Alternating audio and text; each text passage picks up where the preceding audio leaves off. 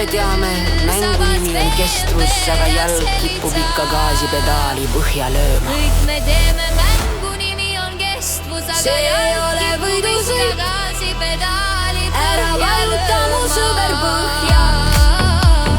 Kui sa kihutavale, kohtunik viib su raja kõrvale. See ei ole võidusõit, ära vajuta mu sõber põhja. Mõõduvõtt on Eesti slängi või kõnekeelne väljend, mida kasutatakse naljaga pooleks olukorra kirjeldamiseks, kus inimesed hakkavad omavahel võistlema või kuidagi võrdlema, et näidata, kellel on suurem, parem või kõvem.